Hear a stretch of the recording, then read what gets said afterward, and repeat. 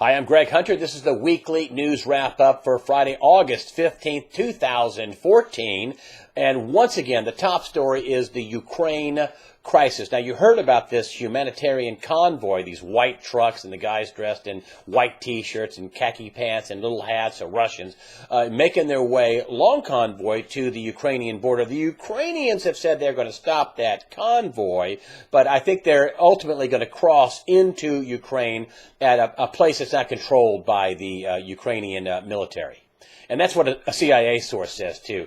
If it's not there already, it's going to be there. This big, long convoy of humanitarian aid, food, water, medicines, bandages, medical supplies, things like that. And according to The Guardian, who witnessed another smaller convoy, not an invasion, just a small convoy of military vehicles entering Ukraine. And so, Russia has long said our military is not officially there in Ukraine. Well, it looks like it is. Even though it's not a invasion force, they had a 23 long military convoy go across the border down a dirt road, according to this Guardian UK reporter. And says, yes, they're definitely in there helping the pro-Russian rebels. And they're definitely there. And this is just another move on the chessboard. And, meanwhile, NATO and the United States, they still are overtly and covertly pouring military hardware into Ukraine. I think that's why the Ukrainian army had this amazing turnaround. It was routing the rebels. I don't think it was a Ukrainian army. I think it was helped by U.S. military special forces, advisors, you name it, they were there. And I think they're also, beefing up things in Poland. There's another round of, vehicles and people going there. And I think they're pouring the military hardware over there. And, this is already a hot financial war, as Peter Schiff said earlier this week. We got a financial Cold War going on. And he doesn't think the United States is armed well for it. I don't either. We're a country with a lot of debt. And more countries are getting away from using the dollar, including Russia, who made another big stink about it. We're going to trade oil and gas, natural gas, in rubles globally.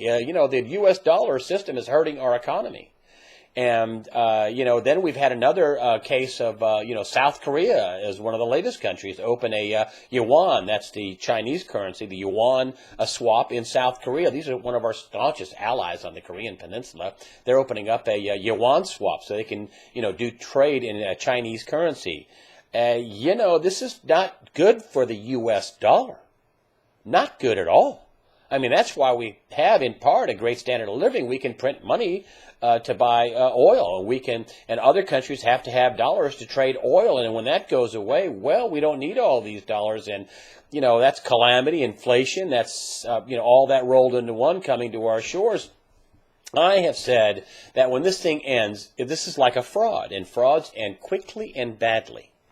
And I was reading, somebody saying that they think that dollar calamity will happen overnight.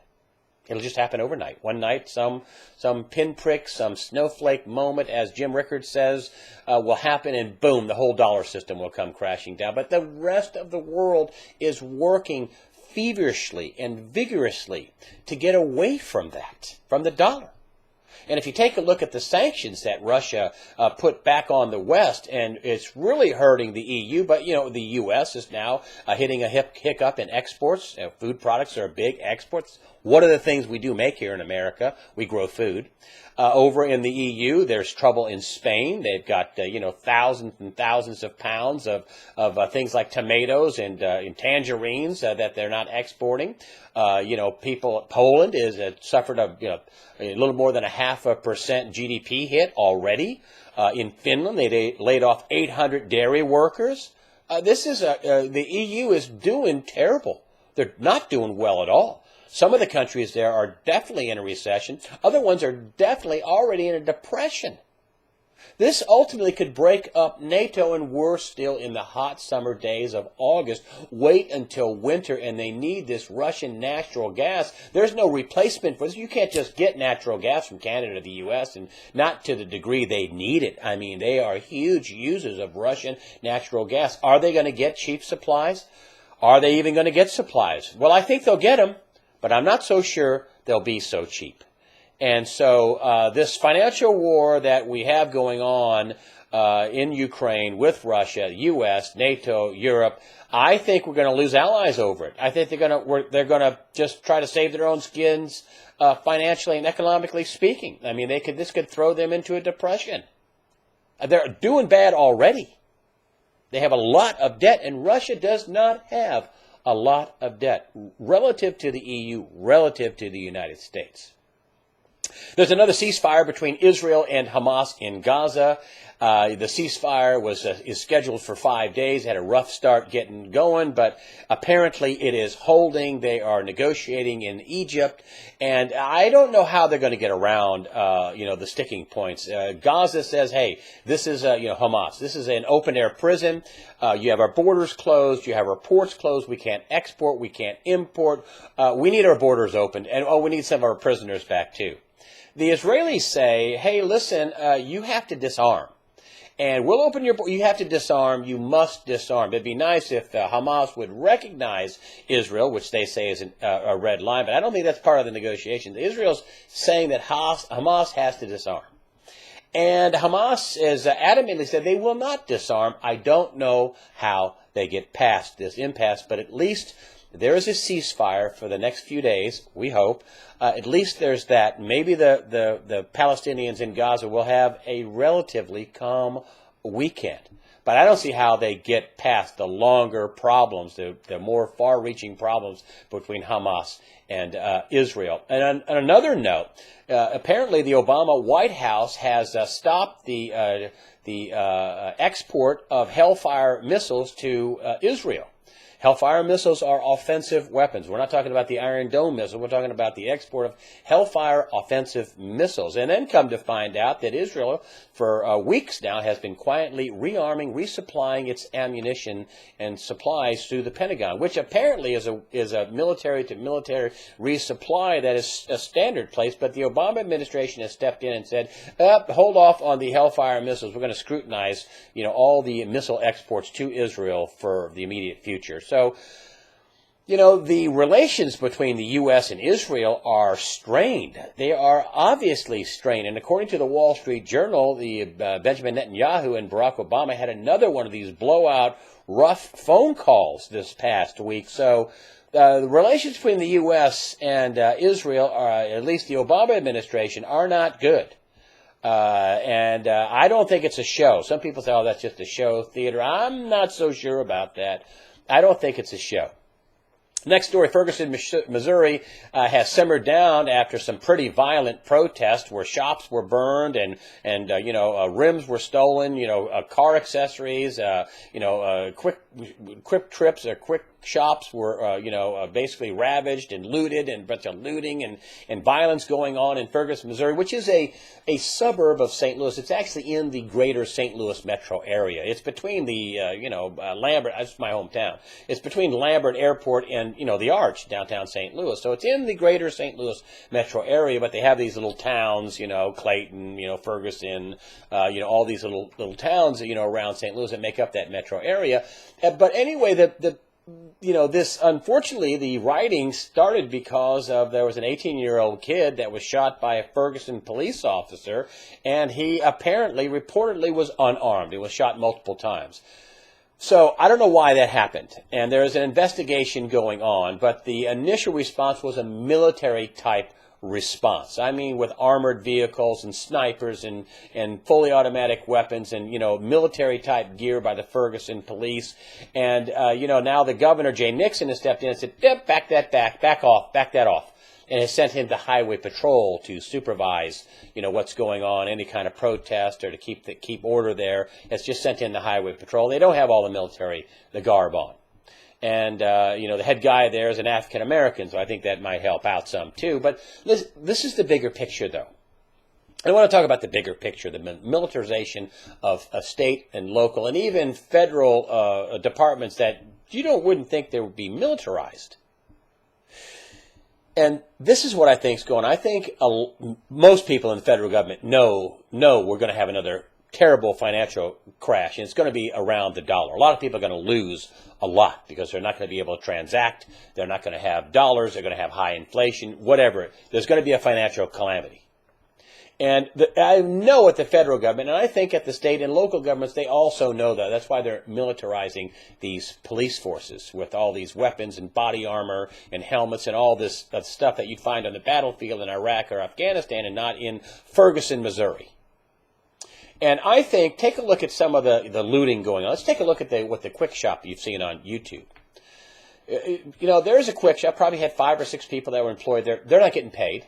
So they're not paying any, any taxes, no FICA, no state, no federal taxes. They're not getting paid. They're not selling any products. They're not selling gasoline. If they sold gasoline at this at quick shop, most of them do. So there's no gas tax there. No products are moving. No commerce is being done. Now multiply that one little quick shop business by 10 million, 100 million, all over America.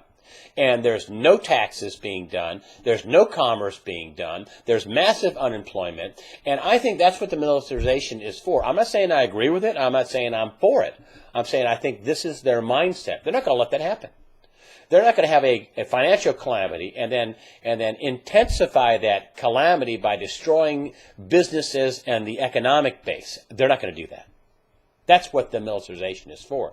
And, people like Rand Paul have come out pretty strong this past week. So we should demilitarize the police departments, around the country. And even agencies like, last year there was reportedly that the IRS got,